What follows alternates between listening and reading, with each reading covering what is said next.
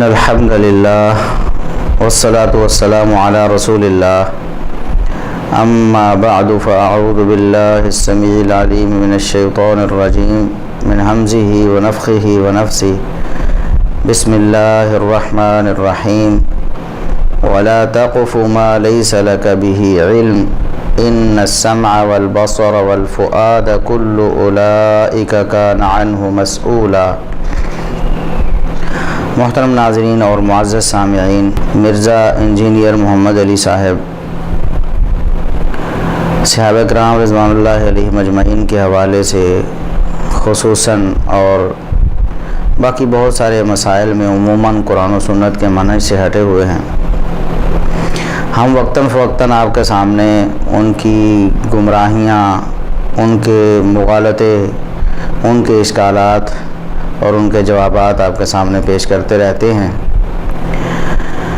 ابھی حالیہ ان کا جو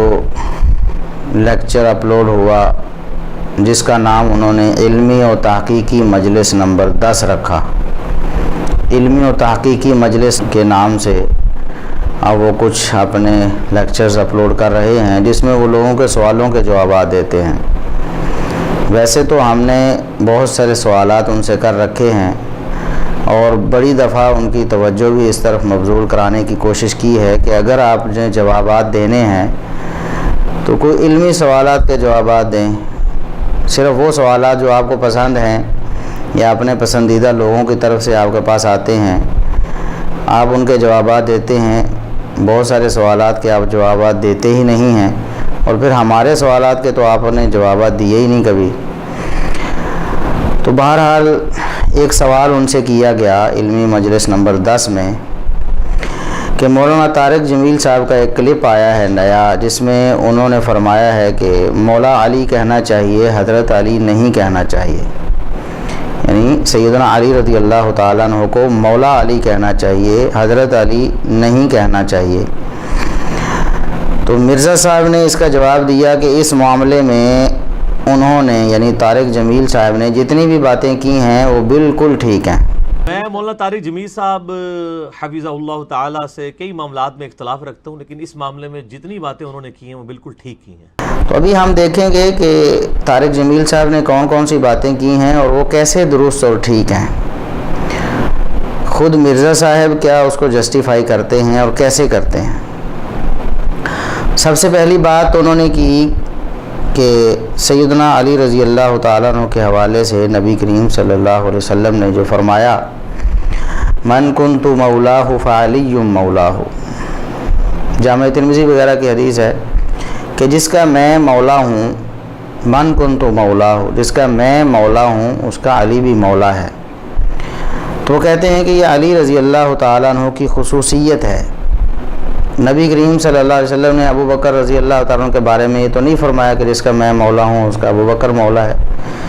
عمر رضی اللہ تعالیٰ عنہ کے بارے میں تو نہیں فرمایا کہ جس کا میں مولا ہوں عمر اس کا مولا ہے۔ یہ تو خصوصیت ہے علی رضی اللہ تعالیٰ عنہ کی، صرف انہی کے بارے میں اللہ کے رسول صلی اللہ علیہ وسلم نے فرمایا ہے، اور ظاہر ہے جس کی خصوصیت ہے پھر اسی کے ساتھ اس کا اطلاق بھی ہوگا۔ وہ کہتے ہیں کہ مولا علی کہنا چاہیے، حضرت علی نہیں کہنا چاہیے، یہ مولا علی رضی اللہ تعالیٰ عنہ کی خصوصیت ہے۔ ہمیں حضرت علی نہیں کہنا چاہیے، ہمیں مولا علی کہنا چاہیے۔ ہر صحابی کی بعض خصوصیات ہیں جو دوسرے میں نہیں۔ آپ نے ابو بکر سب سے بڑی ہستی ہیں صحابہ میں، ان کو نہیں آپ نے کہا کہ تو جنت میں میرے آگے آگے چلتا ہے۔ بلال کو کہا کیا بات ہے، جب جنت میں جاتا ہوں مجھ سے آگے آگے چلتا نظر آتا ہے، جزوی فضیلت۔ تو سب سے پہلے ایک ٹیکنیکلی بات، بالکل آسان عام فہم بات ہر انسان کو سمجھ آ جائے گی کہ کتنی بڑی خطا ہے۔ تھوڑا سا بھی عقل سے اگر کام لیا جاتا، صرف عقل سے، شریعت تو دور کی بات ہے، دیگر دلائل اور نصوص دور کی بات ہیں، صرف عقل سے اگر کام لیا جاتا تو یہی حدیث انہیں بتا دیتی کہ ان کا موقف بالکل غلط ہے، کہ سیدنا علی رضی اللہ تعالیٰ عنہ کو مولا کہنا چاہیے، حضرت نہیں کہنا چاہیے، یا کوئی اور لفظ نہیں کہنا چاہیے، مولا ہی کہنا چاہیے، اور پھر یہ ان کی خصوصیت ہے، کسی اور کے لیے نہیں ہے۔ تو ہم پوچھتے ہیں مولانا طارق جمیل صاحب سے پہلے اور پھر مرزا انجینئر محمد علی صاحب سے کہ آپ نے یہ جو مان لیا کہ یہ خصوصیت ہے،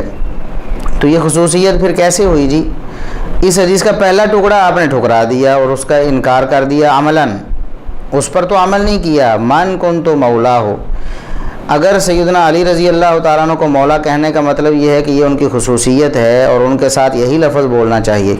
تو پھر رسول اکرم صلی اللہ علیہ وسلم کے ساتھ بالاولیٰ یہی لفظ بولنا چاہیے، اور یہ آپ کی بالاولیٰ خصوصیت ہے، کیونکہ علی رضی اللہ تعالیٰ عنہ کا ٹکڑا تو بعد میں ہے جس میں ان کو مولا کہا گیا۔ پہلے تو رسول اکرم صلی اللہ علیہ وسلم نے فرمایا من کنت مولا ہو، جس کا میں مولا ہوں، مطلب یہ ہے کہ محمد رسول اللہ صلی اللہ علیہ وسلم بھی مولا ہیں مومنوں کے، اور علی رضی اللہ تعالیٰ عنہ بھی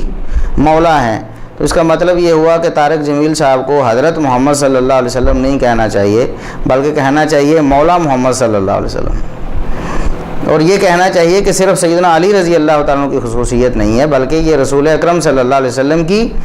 اور علی رضی اللہ تعالیٰ عنہ کی خصوصیت ہے، دونوں کے ساتھ مولا کا لفظ بولنا چاہیے، نہ کہ صرف علی رضی اللہ تعالیٰ عنہ کے ساتھ۔ دوسری بات یہ ہے کہ صحیح حدیث میں، یہ صحیح بخاری کی 2699 نمبر 2699، اسی طرح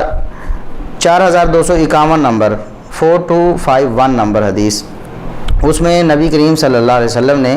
سیدنا علی رضی اللہ تعالیٰ عنہ، سیدنا جعفر رضی اللہ تعالیٰ عنہ اور سیدنا زید رضی اللہ تعالیٰ عنہ، 3 صحابہ کرام ہیں، 3 کے بارے میں کچھ فرمایا ہے۔ اب وہ کیا ہے میں آپ کو وہ پڑھ کے سناتا ہوں، صحیح بخاری کے الفاظ۔ آپ صلی اللہ علیہ وسلم نے علی رضی اللہ تعالیٰ عنہ سے فرمایا انت منی و انا منک، آپ مجھ سے ہیں اور میں آپ سے ہوں،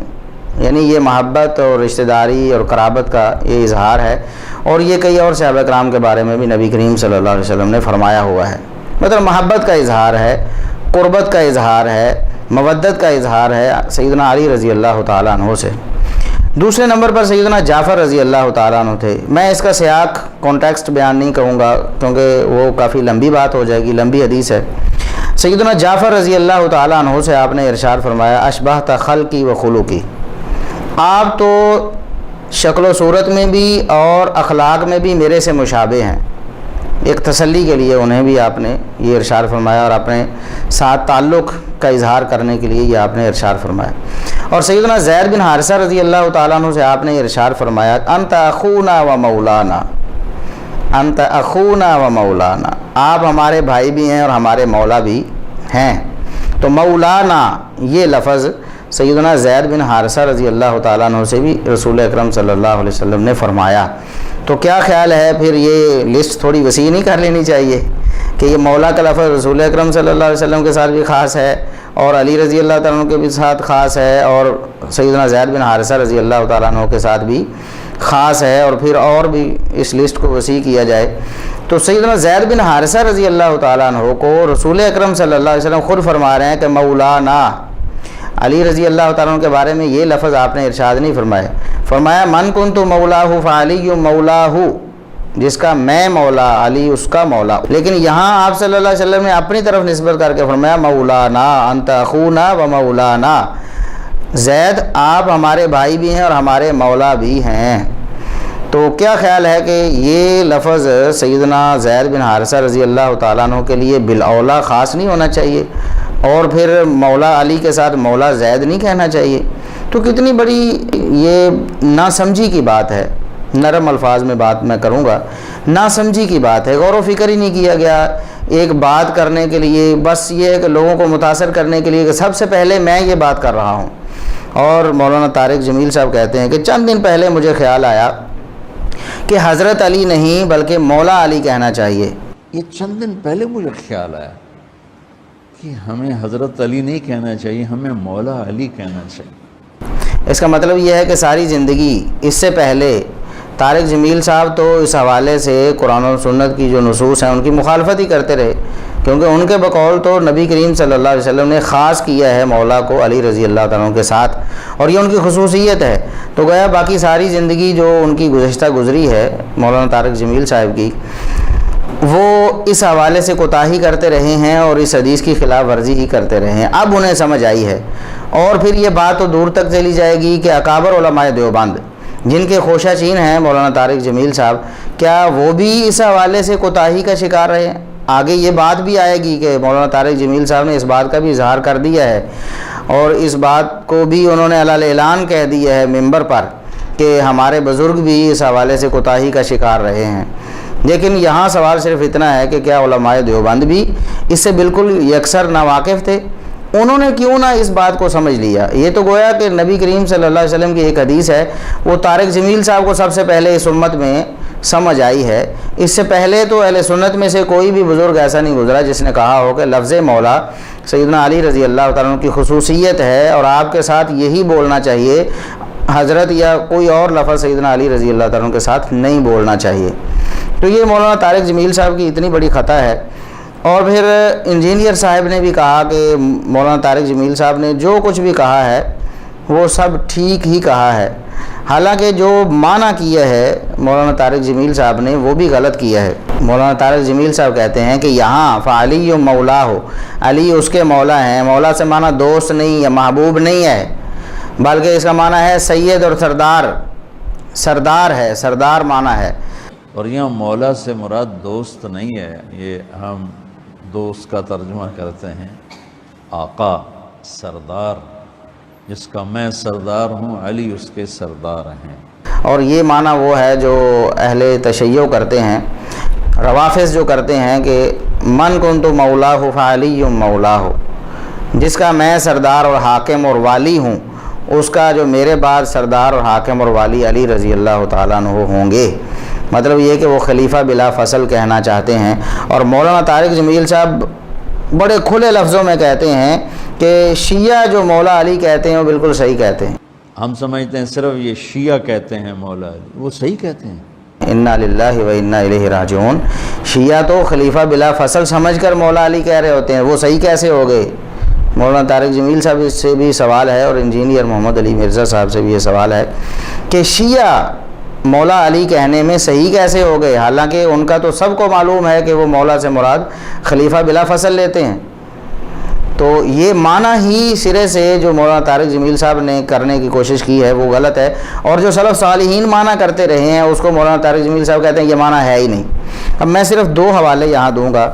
ایک تو لغوی امام ہیں ابن اسیر رحمہ اللہ تعالیٰ، بہت مشہور و معروف امام ہیں لغت کے، اور انہوں نے حدیث کی لغت لکھی۔ حدیث کی لغت، حدیث میں جو اس طرح کے الفاظ آئے ہیں ان کا معنی مفہوم کیا ہے انہوں نے واضح کیا ہے۔ تو النہایہ ان کی کتاب ہے فی غریب الحدیث والاثر۔ حدیث کے ایسے الفاظ جو تھوڑے مشکل ہیں یا ایسے اہم الفاظ ہیں جن کی شرح کرنا وہ ضروری تھا تو انہوں نے ان کی شرح کر کے بتائی ہے۔ اس میں وہ لکھتے ہیں کہ وقت تکرر ذکر المولا فی الحدیث،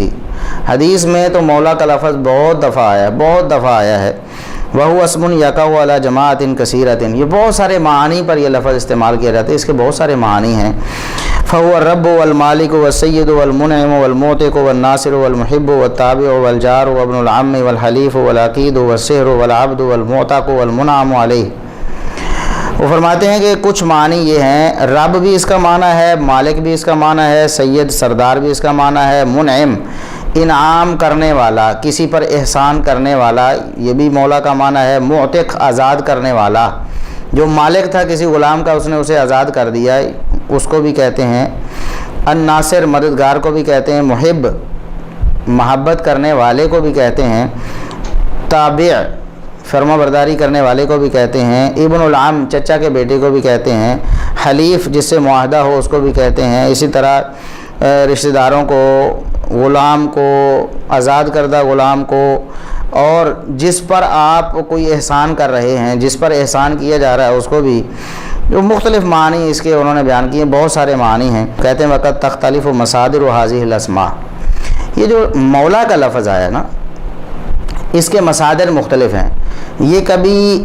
الولایا سے ہوتا ہے، الولایا بالفتح، واؤ کے اوپر فتح، ایک ہے ولایت ایک ہے ولایت، ان دونوں میں فرق ہے۔ تو ولایت سے ہوتا ہے واؤ کے فتح واؤ کے زبر کے ساتھ، تو اس کا معنی ہوتا ہے نسب میں کسی کے ساتھ تعلق رکھنا یا نصرت و تائید کرنا یا پھر کسی کو آزاد کرنا۔ تو مولا میں یہ معنی اس وقت آتے ہیں، یعنی اسم فاعل کا معنی بھی اسم مفعول کا معنی دونوں اس میں آ جاتے ہیں ولایت میں جب ہو۔ تو ولایت جو کسرہ کے ساتھ ہے، واؤ کے نیچے زیر، اس کا معنی کہتے ہیں یہ سردار، عمارت سے ہے، حاکم، اس کے معنی میں آتا ہے۔ اور اسی طرح اللفظ ہے الولاء، واؤ کے زبر کے ساتھ، الولاء، جب اس سے وہ مشتق ہو تو اس کا معنی ہوتا ہے ایسا غلام جس کو آزاد کیا گیا ہو، اس کو مولا کہا جاتا ہے۔ اور الموالات سے جب یہ مشتق ہو، الموالات، باب مفاعلہ ہو، موالات، تو وال القومہ انہوں نے مثال دی ہے، تو اس کا معنی ہوتا ہے کسی قوم سے محبت رکھنا، کسی قوم سے انس رکھنا۔ ومنہ الحدیث، وہ فرماتے ہیں کہ یہ جو معنی ہے کسی قوم سے محبت رکھنے والا، تو مولا کا یہ معنی کہ اس حدیث میں ہے من کنت مولاہ فعلی مولاہ، محبت رکھنے کا معنی جس کا میں مولا ہوں، یعنی جو مجھ سے محبت رکھتا ہے، فعلی مولا ہو، علی رضی اللہ تعالیٰ عنہ ہو، اس کے بھی محبوب ہونے چاہیے۔ اگر میں محبوب ہوں تو علی بھی محبوب ہونے چاہیے، جس کو مجھ سے محبت ہے اسے علی رضی اللہ تعالیٰ عنہ سے بھی محبت ہونی چاہیے۔ یہ ہے اصل معنی دوست، محبوب کا معنی، جس کا رد کر دیا مولانا طارق جمیل صاحب نے۔ اور ایک محدث کا حوالہ بھی دے دوں، امام بہقی رحمۃ اللہ علیہ الاعتقاد نامی کتاب میں لکھتے ہیں، یعنی عقیدہ کی کتاب ہے امام بہقی رحمۃ اللہ علیہ کی، اس میں وہ فرماتے ہیں فَأَرَادَ النَّبِيُّ صلی اللہ علیہ وسلم ان يذكر اختصاصه به ومحبته إياه ويحثهم بذلك على محبته وموالاته وترك معاداته۔ نبی کریم صلی اللہ علیہ وسلم کی مراد یہ تھی کہ آپ علی رضی اللہ تعالیٰ عنہ کا اپنے ساتھ خصوصی تعلق ذکر کرتے، اپنے ساتھ آپ علی رضی اللہ تعالیٰ عنہ کی محبت ذکر کرتے، اور لوگوں کو بھی ترغیب دیتے کہ وہ بھی علی رضی اللہ تعالیٰ عنہ سے محبت رکھیں، یعنی جس طرح میرا ایک خصوصی تعلق ہے، میری محبت ہے علی رضی اللہ تعالیٰ عنہ سے، اسی طرح لوگوں کی بھی، مسلمانوں کی بھی محبت علی رضی اللہ تعالیٰ عنہ سے ہونی چاہیے، اور آپ کے حوالے سے دشمنی نہیں ہونی چاہیے، علی رضی اللہ تعالیٰ عنہ سے دشمنی، بغض نہیں ہونا چاہیے۔ تو آپ صلی اللہ علیہ وسلم نے فرمایا من کنت ولیہ فعلی ولیہ، یہ بعض روایات میں الفاظ اس طرح بھی ہیں، جس کا میں ولی ہوں علی اس کا بھی ولی ہونا چاہیے، اور بعض روایات میں یہ من کنت مولاہ فعلی مولاہ، اور پھر آگے اس کے الفاظ ہیں اللہم وال من والاہ وعاد من عاداہ، اے اللہ جو علی سے محبت رکھے تو بھی اس سے محبت رکھ، اور جو علی سے نفرت رکھے، بغض رکھے تو اس سے نفرت کر۔ تو یہ الفاظ کتنے واضح ہیں، بتا رہے ہیں کہ یہاں کیا مراد ہے۔ یہاں مولا کا لفظ کوئی نام بن کر جو کسی کے ساتھ خاص ہو ایسا نہیں آیا، بلکہ محبت لوگوں کو کرنے کی ترغیب دینے کے لیے یہ الفاظ نبی کریم صلی اللہ علیہ وسلم نے استعمال فرمائے ہیں۔ والمراد به ولاء الاسلام ومودته، اور علی رضی اللہ تعالیٰ کو جو مولا کہا گیا کہ علی اس کے مولا ہیں، تو اس سے مراد یہ ہے کہ جو مسلمانوں میں آپس میں محبت ہوتی ہے نا، وہ علی رضی اللہ تعالیٰ کے حوالے سے بھی ہونی چاہیے۔ مسلمانوں کو کہا گیا، وہ فرماتے ہیں وعلی المسلمین ان یوالی بعضهم بعضا، مسلمانوں کے لیے یہ لازم ہے کہ وہ ایک دوسرے سے محبت کریں، نفرت بغض کینہ ختم کریں۔ ولا یعادی بعضهم بعضا، اور مسلمانوں پر یہ بھی لازم ہے کہ ایک دوسرے سے نفرت نہ کریں، ایک دوسرے سے بغض نہ رکھیں۔ تو وہو فی معنی ما ثبت عن علی رضی اللہ عنہ انہ قال، وہ فرماتے ہیں کہ اس حدیث میں یہی معنی بیان کیا گیا ہے کہ جسے مجھ سے محبت ہے اسے علی رضی اللہ تعالیٰ عنہ سے بھی محبت ہونی چاہیے۔ تو وہ فرماتے ہیں یہی معنی دوسری حدیث میں ان الفاظ کے ساتھ آیا کہ نبی کریم صلی اللہ علیہ وسلم نے یہ فرمایا کہ لا یحبنی الا مؤمن ولا یبغضنی الا منافق۔ یہ ایک روایت، اس کی سند پر یہاں بحث نہیں ہے۔ امام بہقی رحمۃ اللہ علیہ نے فرمایا کہ جو اس حدیث میں معنی آیا ہے وہی اس حدیث میں ہے من کنت مولاہ فعلی مولاہ علی۔ تو یہ تھی اصل بات کہ مولانا طارق جمیل صاحب جو کہتے ہیں کہ یہ معنی دوست والا یا محبوب والا معنی درست نہیں ہے، بلکہ معنی کیا ہے سردار اور آقا اور حاکم۔ تو یہ تو شیعہ یہ معنی کرتے ہیں نا کہ علی رضی اللہ تعالیٰ عنہ خلیفہ بلا فصل ہے، اس پر یہ دلیل ہے۔ تو یہ بالکل ایک غلط معنی ہے۔ مولانا طارق جمیل صاحب نے اس حوالے سے اپنے بزرگوں سے بھی مشورہ نہیں کیا، وہ علماء دیوبند کو ہی پڑھ لیتے تو شاید ان کی یہ خطا جو ان کے سامنے واضح ہو جاتی ہے اور وہ ایسی بات ممبر پر نہ کہتے۔ وہ خود کہہ رہے ہیں کہ دیکھیں لوگوں کے چہرے مختلف ہو رہے ہیں، متغیر ہو رہے ہیں، اور وہ بے چینی سی محسوس کر رہے ہیں یہ سن کر میری باتیں۔ اس کا مطلب یہ ہے کہ دیوبند میں پہلے یہ باتیں اس طرح نہیں ہوتی۔ تو مولانا طارق جمیل صاحب نے ایک بنیاد رکھی ہے دیوبند میں بھی اس طرح کی خرافات کو ڈالنے کی، شیعوں کو مطلب حق پر باور کروانے کی، خلیفہ بلا فصل کہنے میں بھی۔ محمد علی انجینئر صاحب اس کو کیسے جسٹیفائی کریں؟ اب وہ کہتے ہیں کہ جو انہوں نے کہا وہ سارا کا سارا صحیح ہے۔ اب انہوں نے بھلا کیا کہا ہے؟ طارق جمیل صاحب کہتے ہیں کہ جب سیدنا حسین رضی اللہ عنہ جا رہے تھے، کسی نے کہا کہ لشکر آ گیا ہے، انہوں نے کہا مجھے اللہ کے رسول صلی اللہ علیہ وسلم خواب میں ملے ہیں، انہوں نے مجھے کچھ فرمایا ہے، لہٰذا میں نہیں روکوں گا۔ مطلب یہ ہے کہ صحابہ کرام روکتے رہے، کچھ لوگ روکتے رہے انہیں، تو انہوں نے رکنے سے انکار کر دیا یہ کہہ کر مجھے خواب میں رسول اکرم صلی اللہ علیہ وسلم ملے ہیں اور آپ نے مجھے فرمایا ہے۔ جب وہ سب ساتھیوں نے کہا نا کہ آپ واپس چلیں، وہاں ابن زیاد آ چکا ہے، واپس چلیں، تو فرمایا کہ نہیں مجھے جانا ہے۔ ان کا تم موت دیکھ رہے ہو، کیوں جا رہے ہو؟ کہا مجھے میرے اللہ کے نبی خواب میں ملے ہیں، انہوں نے مجھے کچھ بات فرمائی ہے، لہذا مجھے جانا ہی جانا ہے۔ تو یہ بات، اس کا کوئی حوالہ اور اس کی کوئی سند مولانا طارق جمیل صاحب نے تو دینی نہیں ہے، تو مرزا انجینئر محمد علی صاحب بھی اس کی کوئی سند کوئی انٹرنیشنل نمبرنگ کے مطابق نہیں تو لوکل نمبرنگ کے مطابق پیش کر دیں، تاکہ وہ اپنے اس جواب میں حق بجانب ہو جائیں کہ مولانا طارق جمیل صاحب نے جو کہا ہے ٹھیک کہا ہے۔ ورنہ انہیں کہنا چاہیے تھا کہ اس کلپ میں کچھ انہوں نے من گھڑت یا جھوٹی روایتیں بھی پیش کی ہیں جن کا سرے سے کوئی وجود ہی نہیں ہے، کیونکہ خود مرزا صاحب کا یہ دعویٰ ہے کہ میں جناب ضعیف روایتوں کے حوالے سے بڑا حساس ہوں، میں نے لیکچر دیے ہوئے ہیں، میں نے صحیح مسلم کا مقدمہ پڑھایا ہوا ہے، میں جو لوگوں کو سمجھایا کہ یہ ضعیف روایت فتنہ ہوتی ہیں، یہ واعظوں نے اور مولویوں نے یہ لوگوں میں جو رواج دے دی ہیں۔ تو یہ ساری باتیں یہاں پر انہیں کیوں یاد نہیں آئیں؟ مولانا طارق جمیل صاحب نے جب یہ جھوٹی 3 روایتیں پیش کی ہیں، پہلی جھوٹی یہ روایت کہ سیدنا حسین رضی اللہ تعالیٰ عنہ جا رہے تھے تو لشکر آ گیا، کسی نے بتایا اور کہا کہ آپ رک جائیے، تو انہوں نے کہا مجھے رسول اکرم صلی اللہ علیہ وسلم خواب میں ملے ہیں، انہوں نے مجھے کچھ فرمایا ہے، لہٰذا میں رکنے والا نہیں ہوں۔ یہ جھوٹی روایت جو ہے اس کی کوئی سند اور اس کے راویوں کی توثیق اور یہ سارا معاملہ مرزا صاحب کے ذمہ قرض ہو گیا ہے، وہ اسے پیش کریں یا پھر اس کا علل اعلان رد کریں کہ میرا یہ کہنا بالکل ٹھیک نہیں تھا کہ انہوں نے جو کچھ کہا وہ ٹھیک کہا ہے، کیونکہ بات ان سے ہوئی تھی کلپ کی کہ نیا کلپ آیا ہے، موقف کی بات نہیں ہوئی۔ چلو کوئی موقف کی بات ہوتی کہ مولا علی کہنا چاہیے یا نہیں، تو اس میں وہ سچے ہیں یا نہیں، تو آپ نے کلپ کے بارے میں جواب دیا کہ ان کا جو کلپ آیا ہے انہوں نے جو باتیں کی ہیں ساری کی ساری ٹھیک باتیں کی ہیں۔ اس کے بعد طارق جمیل صاحب نے کہا کہ علی رضی اللہ تعالیٰ عنہ نے فرمایا اگر میں سورہ فاتحہ کی تفسیر کروں تو 70 اونٹوں پر لا دی جائے۔ اگر میں سورہ فاتحہ کی تفسیر کروں، اتنی بڑی تفسیر ہو جائے تو کہ وہ اونٹوں پر لا دی جائے۔ مولا علی نے فرمایا اگر میں سورہ فاتحہ کی تفسیر کروں، سورۃ فاتحہ کی تفسیر لکھواؤں تو 70 اونٹوں پہ لا دی جائے گی، 70 اونٹوں پہ۔ تو یہ جو قول ہے سیدنا علی رضی اللہ تعالیٰ عنہ کی طرف منسوب مولانا طارق جمیل صاحب نے کیا ہے، اگر انہوں نے جو کچھ کلپ میں کہا ہے سب کچھ بالکل ٹھیک ہے، جتنی باتیں کی ہیں سب ٹھیک ہیں، تو پھر اس کا حوالہ کیا ہے؟ مرزا صاحب پابند ہیں، پھر اس کا حوالہ دیں، اس کی سند پیش کریں۔ اور اسی طرح تیسری روایت جو مولانا طارق جمیل صاحب نے پیش کر دی کہ ایک رات عشاء کی نماز کے بعد سیدنا علی رضی اللہ تعالیٰ عنہ نے سورہ فاتحہ کی تفسیر شروع کی۔ سب سے پہلے تو ظاہر ہے بسم اللہ سے کرنا تھا۔ اب یہ مولانا طارق جمیل صاحب نے نہیں بتایا کہ اعوذ باللہ انہوں نے پڑھی یا نہیں پڑھی۔ اعوذ باللہ پڑھتے تو ظاہر ہے پھر اعوذ باللہ کی پہلے تفسیر کرتے، تو انہوں نے کہا کہ بسم اللہ سے انہوں نے شروع کیا، تو بسم اللہ کی با پہ ہی جب بات شروع کی تو ساری رات گزر گئی، سحری ہو گئی، بسم اللہ کی با کے اسرار و رموز جو ہے نا وہ پورے نہیں ہوئے، یعنی اس کی تفسیر بسم اللہ کی با کی تفسیر پوری نہیں ہوئی۔ ایک دفعہ عشاء کی نماز پڑھا کے تشریف فرما ہوئے اور فرمایا آؤ آج میں تمہیں سورہ فاتحہ کی تفسیر سناؤں۔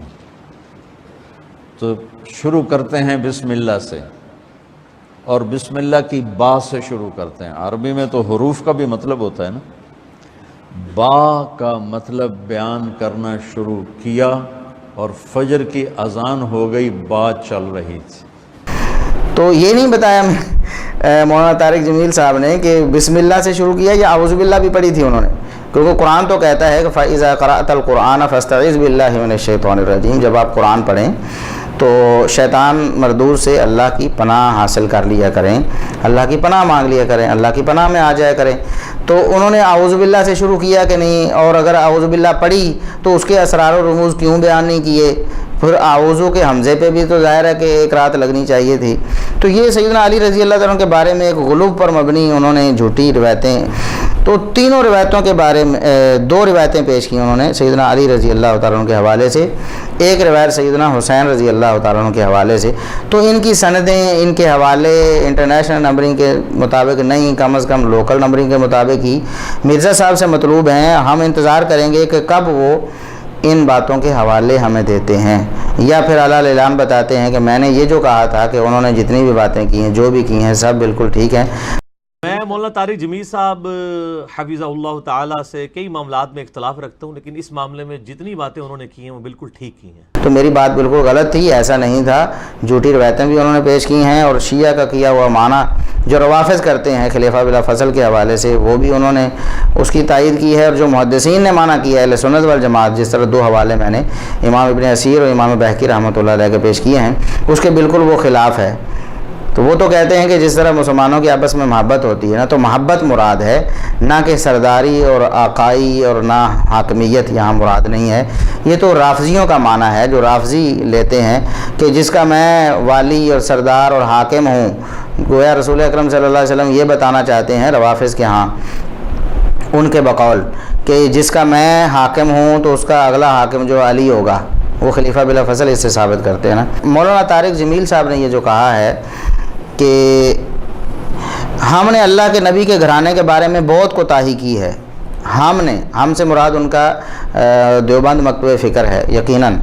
وہ کہتے ہیں ہم نے اللہ کے نبی کے گھرانے کے بارے میں بہت کوتاہی کی، کیونکہ اپنے بارے میں تو کہتے ہیں میں ہر تقریر میں ذکر کرتا ہوں، اپنے بارے میں وہ کہتے ہیں کہ میں ہر تقریر میں اہل بیت کا ذکر کرتا ہوں، اور اپنے لوگوں کی جو کوتاہی ہے اس کا ازالہ کرنے کی کوشش کرتا ہوں۔ مجھے خیال ہے کہ ہم اہل البیت کے حق میں بڑی کوتاہی کرتے ہیں، بہت کوتاہی کرتے ہیں۔ ہم اللہ کے نبی کی اولاد کے تذکرے نہیں کرتے، اس سے ان سے محبت کی گرمی بھی نہیں پیدا ہوتی۔ تم سنتے رہتے ہو میرے ہر بیان میں اہل بیت کا تذکرہ ہوتا، اور اپنی کوتاہی پر اور امت کی کوتاہی پر استغفار کرتا ہوں۔ گویا کہ دیوبند مکتبہ فکر کی کوتاہی انہوں نے بیان کی کہ وہ اہل بیت کو ان کا اصل مقام نہیں دیتے، ان کی جو عزت کرنی چاہیے تھی، ان کا جس طرح تذکرہ کرنا چاہیے تھا، دیوبند مکتبہ فکر والے نہیں کرتے۔ تو وہ کہتے ہیں کہ ہم نے اللہ کے نبی کے گھرانے کے بارے میں بہت کوتاہی کی ہے، ان کا ہم تذکرہ ہی نہیں کرتے، ان کی محبت کی گرمی بھی پیدا نہیں ہوتی ہمارے لوگوں میں، میں ہر بیان میں اہل بیت کا تذکرہ کرتا ہوں۔ تو یہ تو اب علماء دیوبند کا یہ فریضہ بنتا ہے کہ وہ مولانا طارق جمیل صاحب سے ملاقات کریں، انہیں طلب کریں یا ان کے پاس جائیں اور ان سے پوچھیں کہ کیا واقعی یہ مکتبہ فکر دیوبند کی کوتاہی اور کمی ہے، کیا واقعی وہ اس میں ملوث ہیں کہ وہ اہل بیت کو ان کا مقام نہیں دیتے یا ان کا وہ تذکرہ نہیں کرتے جو کرنا چاہیے تھا، اور لوگوں میں وہ محبت اہل بیت کے بارے میں نہیں ہے دیوبند کے احباب میں جو ہونی چاہیے۔ یہ مولانا طارق جمیل صاحب کا بیان ہے، اس پر تو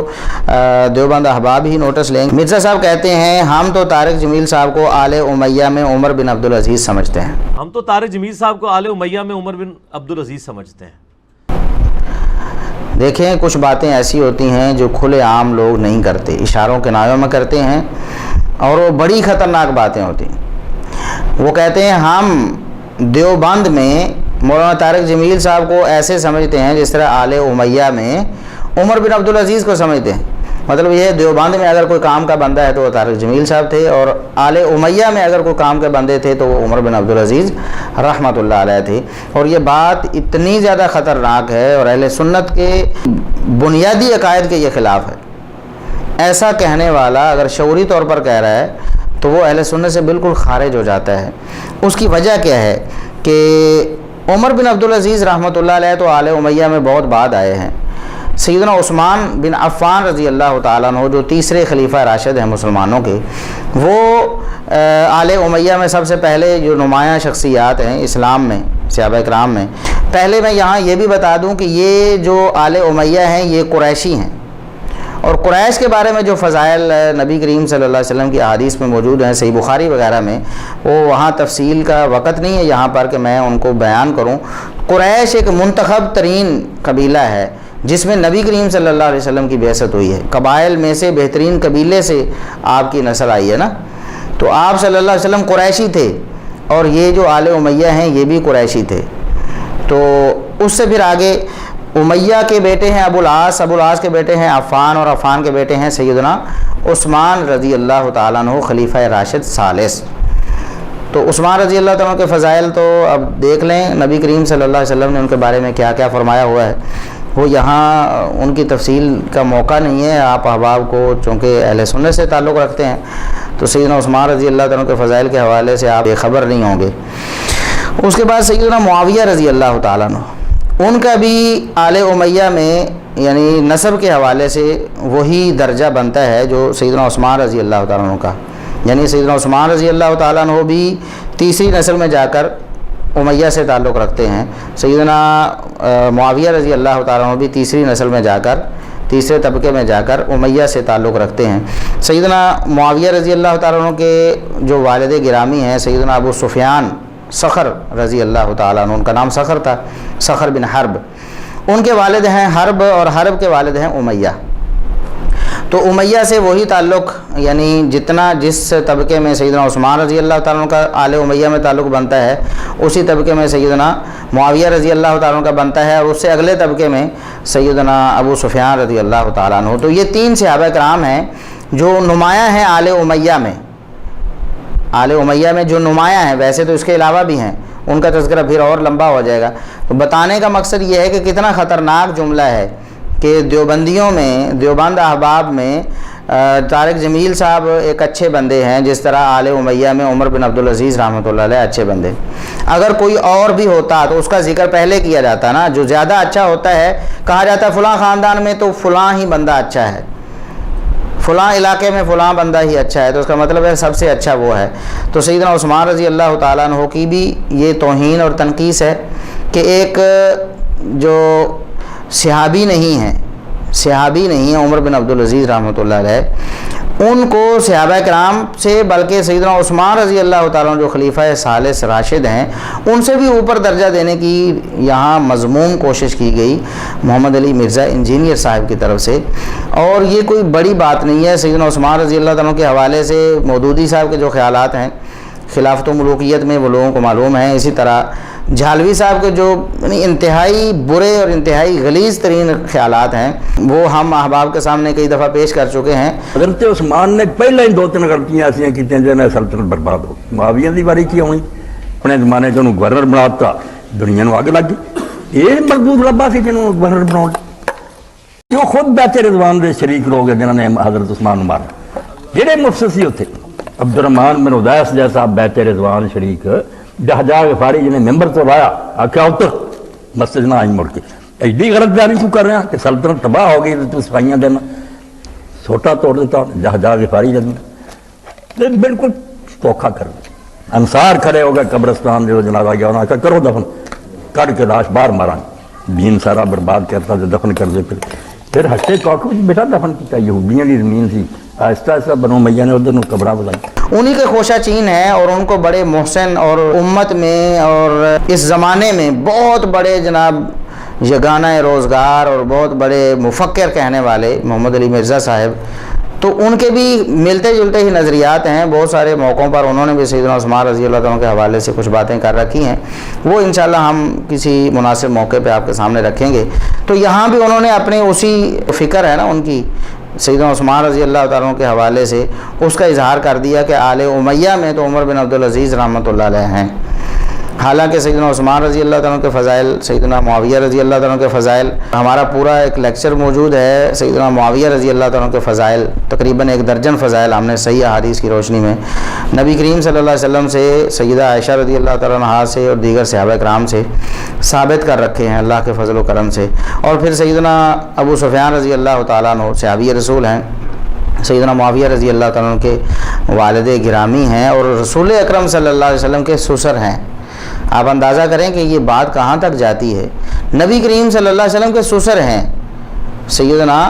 ابو سفیان رضی اللہ تعالیٰ عنہ، اور آپ کے اہل بیت کا نام لینے والے اور آپ کی رشتہ داری کو پیٹنے والے، انہیں سیدنا ابو سفیان رضی اللہ تعالیٰ عنہ کی رشتہ داری کیوں معلوم نہیں ہو جاتی جو ان کی رسول اکرم صلی اللہ علیہ وسلم کے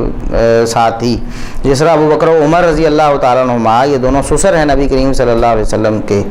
تو سسر باپ کے مقام پہ ہوتا ہے، اگرچہ امتی ہونے کی وجہ سے ظاہر ہے ان کو وہ مقام زیادہ نہیں ملا، لیکن پھر بھی جو رشتہ داری ہے وہ تو ختم نہیں ہوگی نا۔ سیدنا علی رضی اللہ تعالیٰ عنہ سے رشتہ داری ہے تو اس کا ہم احترام کرتے ہیں، سیدنا حسن و حسین سے رشتہ داری ہے تو اس کا ہم احترام کرتے ہیں، حالانکہ وہ نیچے کی طرف رشتہ داری ہے، سیدنا حسن و حسین سے وہ نواسے ہیں۔ تو جو رشتہ داری اوپر کی طرف ہے، یعنی آپ کی زوجہ محترمہ کے والد ہیں ابو سفیان رضی اللہ تعالیٰ عنہ، اس کا کوئی احترام نہیں، اس کے حوالے سے بری گفتگو مرزا محمد علی انجینئر صاحب نے کی ہے، اور اس حوالے سے میں نے ایک مضمون بھی لکھا تھا، وہ نیٹ پہ موجود بھی ہے، اس کا لنک بھی ہم ڈسکرپشن میں دے دیں گے، کہ سیدنا ابو سفیان رضی اللہ تعالیٰ عنہ، سیدنا معاویہ رضی اللہ تعالیٰ عنہ اور دیگر صحابہ کرام جو فتح مکہ کے بعد مسلمان ہوئے ہیں، ان کے بارے میں مرزا محمد علی انجینئر صاحب کا نقطہ نظر کیا ہے، نظریہ کیا ہے، انتہائی برا نظریہ ہے، اس کو پڑھیں گے انشاءاللہ آپ کے سامنے ساری باتیں آ جائیں گی۔ تو بتانے کا مقصد یہ ہے کہ سیدنا عثمان رضی اللہ تعالیٰ عنہ، سیدنا معاویہ رضی اللہ تعالیٰ عنہ اور سیدنا ابو سفیان رضی اللہ تعالیٰ عنہ، ان سب کے مقابلے میں عمر بن عبدالعزیز رحمۃ اللہ علیہ کو فوقیت دینا یا کہنا کہ آل امیہ میں ہمیں وہی پسند ہیں عمر بن عبدالعزیز رحمۃ اللہ علیہ، تو یہ بہت بڑی خیانت ہے، اور اہل سنت کے عقائد سے یہ انحراف ہے صاف صاف۔ یہاں پر میں آپ کو بتاتا ہوں کہ ایک تبع تابعی ہیں ابو اسامہ حماد بن اسامہ رحمہ اللہ تعالی، یہ 201 ہجری میں فوت ہوئے ہیں، دوسری صدی ہجری کے محدث ابو اسامہ حماد بن اسامہ۔ ان سے پوچھا گیا کہ سیدنا معاویہ رضی اللہ تعالیٰ عنہ زیادہ فضیلت والے ہیں یا عمر بن عبدالعزیز رحمہ اللہ، یعنی سلف کا فہم کیا ہے وہ بھی ہم پیش کر دیں نا، یہ سلف ہے ہمارے جو تبع تابعی ہیں حماد بن اسامہ۔ ان سے پوچھا گیا کہ سیدنا معاویہ رضی اللہ تعالیٰ عنہ زیادہ فضیلت والے ہیں یا عمر بن عبدالعزیز رحمۃ اللہ علیہ، انہوں نے جواب کیا دیا، انہوں نے کہا اصحاب رسول اللہ صلی اللہ علیہ وسلم لا یقاس بہم احد۔ عمر بن عبدالعزیز رحمۃ اللہ علیہ کا مقام اپنی جگہ پر، ان کی جو نیکی تقوی ان کا اپنی جگہ پر، لیکن رسول اکرم صلی اللہ علیہ وسلم سے شرف صحابیت پانے والے کسی شخص سے ان کا مقابلہ کیا جا سکتا ہی نہیں ہے۔ سیدنا عثمان رضی اللہ تعالیٰ عنہ، سیدنا معاویہ رضی اللہ تعالیٰ عنہ اور سیدنا ابو سفیان رضی اللہ تعالیٰ عنہ اور دیگر صحابہ اگر ان سے تقابل کریں تو عمر بن عبدالعزیز رحمۃ اللہ علیہ پاشک بھی نہیں بنتے، وہ تو صحابی نہیں ہے نا، صحابہ کے بارے میں بات ہو رہی ہے، صحابہ کی بات ہو رہی ہے، اور آپ کہہ رہے ہیں کہ آل امیہ میں جناب عمر بن عبدالعزیز کا جو مقام ہے وہ آل دیوبند میں مولانا طارق جمیل صاحب کا ہے۔ یہ کتنی خطرناک بات آپ نے کی۔ یہ جو حماد بن اسامہ رحمہ اللہ تعالیٰ کا یہ قول ہے، یہ امام آجری رحمۃ اللہ علیہ کی کتاب الشریعہ میں ہے، 2011 نمبر روایت ہے۔ اسی طرح جامع بیان العلم و فضلہ، یہ امام ابن عبد البر رحمۃ اللہ علیہ کی کتاب ہے، اس میں جلد 2 صفحہ 229 پہ صحیح سند کے ساتھ یہ قول مذکور ہے، تبع تابعی حماد بن اسامہ رحمہ اللہ تعالیٰ کا۔ سیدہ عائشہ رضی اللہ تعالیٰ عنہ کا قول بھی ہم پہلے پیش کر چکے ہیں کہ انہوں نے فرمایا، سیدہ عائشہ رضی اللہ تعالیٰ عنہ نے، کہ میری تمنا فتنے کے دور میں یہ رہی ہے کہ اللہ تبارک و تعالیٰ میری عمر معاویہ کو لگا دے، سیدنا معاویہ رضی اللہ تعالیٰ عنہ کے بارے میں۔ تو یہ جو اتنی فضیلت والے صحابہ کرام ہیں، اور پھر نبی کریم صلی اللہ علیہ وسلم کی زبانی انہیں جنت کی بشارت ملی، اور پھر بہت سارے معاملات جو ہم ڈسکس کر چکے ہیں ہماری اس ویڈیو میں، وہ آپ لنک دیکھیے انشاءاللہ آپ کو فائدہ ہوگا۔ تو ان کے مقابلے میں عمر بن عبدالعزیز رحمۃ اللہ علیہ کو لے کر آنا اور ان کو ان کی شان بڑھا کر پیش کرنا، یہ اہل سنت کا وتیرہ نہیں ہے۔ اہل سنت تو ایسا نہیں کہہ سکتے نا، شرف صحابیت کے مقابلے میں کسی کا کوئی شرف کام نہیں آ سکتا، شرف صحابیت کہاں اور باقی سارے شرف مل کر بھی، دنیا کے سارے شرف مل کر بھی، دنیا کی ساری نیکیاں مل کر بھی کسی بھی صحابی کے شرف صحابیت کے مقابلے میں نہیں آ سکتی ہیں۔ تو اگر ہم ان کی رافضیت اگر کھولنا چاہیں نا، یہ جو نیم رافضی ہیں تقیہ کر کے بیٹھے ہوئے ہیں، کہتے ہیں کہ ہم جناب سنی ہیں اور اصل سنی ہم ہیں، باقی تو سارے ٹنی ہیں، یہ ان کی جو باتیں ہیں، تو ہم ان سے پوچھتے ہیں کہ عمر بن عبدالعزیز رحمۃ اللہ علیہ سے آپ کو زیادہ محبت ہے یا سیدنا معاویہ رضی اللہ تعالیٰ عنہ سے، یا سیدنا ابو سفیان رضی اللہ تعالیٰ عنہ سے؟ تو ان کی جو نیم رافضیت ہے کھل کے آپ کے سامنے آ جائے گی، یا تو وہ جواب ہی نہیں دیں گے، جواب دیں گے تو کیا جواب دیں گے؟ اگر وہ کہیں کہ ہمیں سیدنا معاویہ رضی اللہ تعالیٰ عنہ سے محبت زیادہ ہے امام عمر بن عبدالعزیز رحمۃ اللہ علیہ کی نسبت، تو اس کا مطلب یہ ہے کہ پھر معاویہ رضی اللہ تعالیٰ عنہ کا مقام تو بہت زیادہ ہوا نا، تو عمر بن عبدالعزیز پر تو انہوں نے کبھی بھی تان نہیں کی رحمۃ اللہ علیہ پر، تو سیدنا معاویہ رضی اللہ تعالیٰ پر تو بہت زیادہ تان کرتے ہیں، تو یہ ان کی منافقت کھل جائے گی، اور اگر جواب نہیں دیں گے تو پھر ان کی نیم رافضیت اور کھل کر سامنے آ جائے گی کہ وہ شرف صحابیت کو بھی کنسیڈر نہیں کر رہے، باقی فضائل اپنی جگہ پر سیدنا معاویہ رضی اللہ تعالیٰ عنہ کے،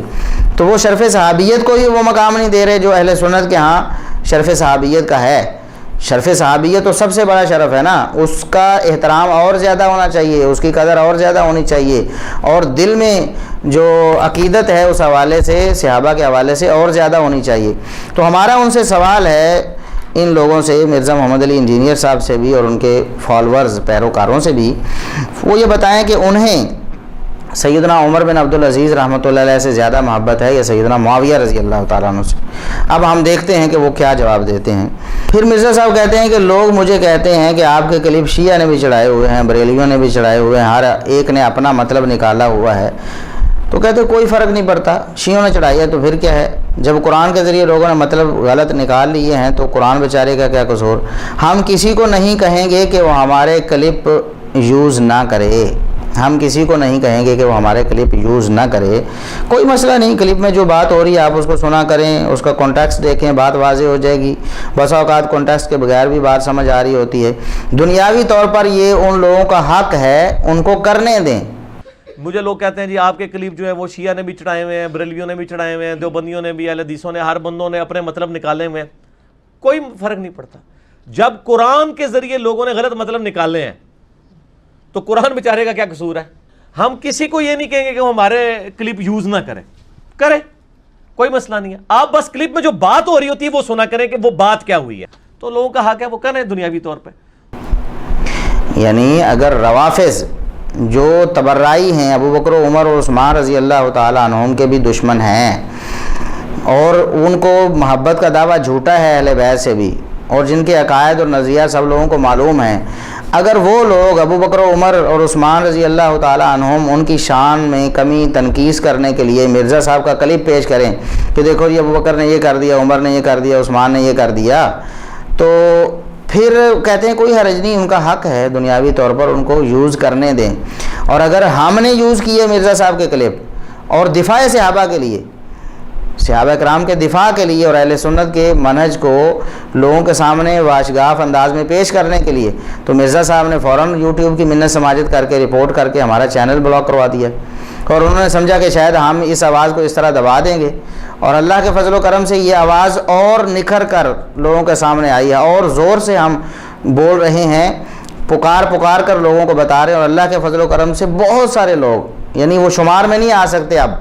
جن لوگوں کے عقائد اور نظریات مرزا صاحب نے خراب کیے تھے، اور اللہ کے فضل و کرم سے وہ اپنے عقائد اور نظریات سے تائب ہو چکے ہیں۔ وہ کہتے ہیں کہ ہماری آنکھیں کھل گئی ہیں اللہ کے فضل و کرم سے، ہمیں حقائق معلوم ہو گئے ہیں، اور مرزا صاحب کے چنگل سے ہم نکل آئے ہیں۔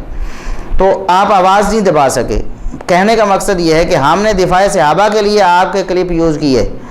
تو آپ نے کہا کہ یہ بالکل غلط ہے اور آپ نے رپورٹ کر دی،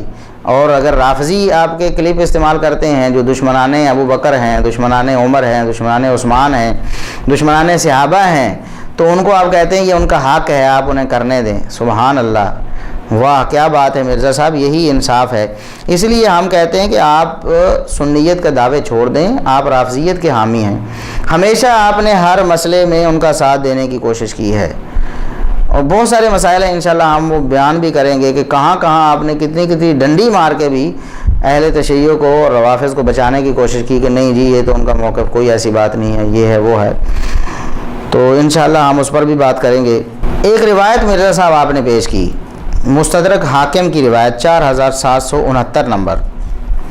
روایت پیش کی آپ نے استدلال میں کہ انسان کوئی مرد اپنی بیوی کو چھو سکتا ہے اس کے فوت ہونے کے بعد، تو آپ نے روایت پیش کی کہ سیدنا علی رضی اللہ تعالیٰ عنہ نے اور اسماء رضی اللہ تعالیٰ عنہ نے سیدہ فاطمہ کو غسل دیا۔ مستدرک حاکم کی 4769 نمبر روایت ہے۔ آپ جو لوگوں کے سامنے واویلا کرتے رہتے ہیں جی صحیح روایات، صحیح الاسناد روایات، ضعیف روایات فتنہ ہیں، میں لوگوں کو بتاتا ہوں، لوگ تو ضعیف روایات پیش کرتے ہیں، میں نے یہ جناب جہاد کیا ہے، لوگوں کو بتایا ہے، تو آپ کو کیوں پتہ نہیں چلا کہ اس روایت میں 3 علتیں ہیں، اس روایت میں 3 علتیں ہیں، تو آپ کا دعویٰ بالکل غلط ہے، آپ یہ دعویٰ چھوڑ دیں علل اعلان کہہ دیں کہ میں ضعیف روایتیں پیش کرتا ہوں۔ پہلے بھی ہم نے اس بات کا لوگوں کے سامنے اظہار کیا ہے، کلپ بھی الحمدللہ وہ لوگوں کے سامنے پہنچ چکے ہیں، ویڈیوز پہنچ چکی ہیں کہ آپ ایک طرف کہتے ہیں کہ میں ضعیف روایت پیش نہیں کرتا یا ضعیف روایات سے میرا پمفلٹ پاک ہے۔ پمفلٹ یہ 5B جو ہے نا ریسرچ پیپر، یہ خصوصاً یہ اس کی بات ہم کر رہے ہیں، باقیوں میں بھی ہیں، تو اس میں آپ نے کہا کہ اس میں کوئی ضعیف روایت نہیں ہے، یہ ضعیف روایت سے پاک ہے، یہ سرے ورق پر آپ نے لکھا، اور آگے جا کر وہی جو امام المدلسین ہوتے ہیں، جب اس سے کوئی بریلوی بھائی استدلال کر رہا ہے یا کوئی اہل حدیث سے استدلال کر رہا ہے، اس میں اگر کوئی مدلس ہے تو آپ کہتے ہیں کہ یہ روایت بھی صحیح اور میں ان کو پھکی دے رہا ہوں اور یہ ان کو جناب یہ کر رہا ہوں وہ کر رہا ہوں، تو اس وقت آپ کہتے ہیں کہ یہ دین میں فتنہ ہے، یہ تدلیس والی روایات ہیں، اور اپنے پمفلٹ میں وہی امام المدلسین امام اعمش رحمۃ اللہ علیہ کی آن والی روایت آپ نے پیش کی ہے اور اسے کہتے ہیں میں نے علم جمع کر دیا لوگوں کے لیے جناب، کیونکہ کسی نہ کسی نے تو صحیح کہا ہوا ہے، تو کسی نہ کسی نے تو ان روایات کو بھی صحیح کہا ہے مرزا صاحب جن کو آپ کہتے ہیں کہ وہ مردود ہیں، وہ باطل ہیں، وہ جعلی ہیں۔ مسند احمد کی وہ روایت آپ ہر لیکچر میں تقریباً پیش کرتے ہیں لوگوں کے سامنے کہ دیکھو جی نبی کریم صلی اللہ علیہ وسلم کی طرف ایک ایسی بات منسوب کر دی گئی اور ساری سند بالکل متصل اور صحیح ہے، سوائے امام حسن بصری کی تدلیس کے اس میں کوئی مسئلہ نہیں ہے، تو اگر تدلیس کو نہ مانے تو دیکھو نبی کریم صلی اللہ علیہ وسلم پر ایک بہتان لگتا ہے اور آپ کی شان میں کمی ہوتی ہے۔ تو لوگوں کو بتانے کے لیے ہے نا یہ کہ جعلی روایت ہوتی ہے، تدلیس کی وجہ سے جعلی بھی ہو جاتی ہے، اور تدلیس کو نظر انداز کر دینا اور روایت کو قبول کر لینا کتنا بڑا مسئلہ ہے۔ اور پھر آپ نے خود کہا کہ علامہ البانی رحمۃ اللہ علیہ نے امام حسن بصری کی تدلیس سے صرف نظر کرتے ہوئے اس روایت کو صحیح یا حسن کہہ دیا، تو ان کا موقع باطل ہے۔ تو ہم نہیں نا البانی کے ساتھ، البانی کے صحیح کہنے سے ہم کیا ہیں، ہم اس کے ساتھ ہیں۔ گویا آپ کے نزدیک بھی اگر تدلیس کا مسئلہ ہو یا سند میں کوئی اور اصولی علت موجود ہو اصول حدیث کے اعتبار سے، تو اگر کوئی محدث اسے صحیح بھی کہہ دے تو وہ پھر بھی فتنہ ہے، وہ پھر بھی جعلی ہے، وہ پھر بھی خود ساختہ ہو سکتی ہے، وہ پھر بھی نبی کریم صلی اللہ علیہ وسلم سے ثابت نہیں ہے، یا پھر بھی اس کی سند ضعیف ہے۔ تو لیکن آپ کے اپنے حق میں اگر کوئی آ جائے تو سارے اصول پیچھے کے رہ جاتے ہیں، پھر آپ کہتے ہیں کہ کسی نہ محدث نے صحیح کہا ہوا ہے۔ اب یہ جو روایت ہے کہ سیدنا علی رضی اللہ تعالیٰ عنہ نے اور سیدہ اسماء بنت امیس رضی اللہ تعالیٰ عنہ نے سیدہ فاطمہ رضی اللہ تعالیٰ عنہ کو غسل دیا تھا، تو یہ روایت عون بن محمد بن علی ایک راوی، دوسرا ہے عمارہ بن المہاجر، اور تیسری ہے ایک عورت ہے ام جعفر جو والدہ ہے عون بن محمد بن علی کی۔ یہ تینوں جو لوگ ہیں یہ مجہول ہیں، ان کے بارے میں کوئی توثیق ثابت نہیں ہے۔ امام ابن حبان رحمۃ اللہ علیہ نے ثقات میں ذکر کیا، اور وہ تو معروف قاعدہ ہے، شیخ زبیر علی زئی رحمۃ اللہ علیہ دیگر سارے علماء اس بات کو تسلیم کرتے ہیں کہ اکیلے امام ابن حبان رحمۃ اللہ علیہ کی توثیق معتبر نہیں ہوتی، کیونکہ وہ مجہول راویوں کی توثیق کرتے تھے۔ ان کا ایک قاعدہ تھا کہ جس کے بارے میں جرح نہیں ہے وہ ثقہ ہے، یعنی مجہول ان کے نزدیک ثقات میں داخل ہوتے تھے، لہٰذا یہ تو ختم ہو گیا۔ اس کے علاوہ متقدمین میں سے کسی ایک معتبر امام کی آپ توثیق پیش کریں، آپ پیش نہیں کر سکیں گے۔ اس کے خلاف ہم آپ کو بتاتے ہیں کہ حافظ ابن حجر رحمۃ اللہ علیہ نے یہ جو ام جعفر ہیں ان کو تقریب و تہذیب میں مقبولہ لکھا ہے۔ مقبول وہ راوی ہوتا ہے جس کے بارے میں کوئی توثیق حافظ ابن حجر رحمۃ اللہ علیہ تک نہیں پہنچی ہوتی، تو اس کو لکھ دیتے ہیں کہ اگر اس کی کوئی توثیق مل جائے گی یا اس کی کوئی مطابقت یا شواہد مل جائیں گے تو یہ روایت قابل قبول ہو جائے گی، ورنہ نہیں۔ یہ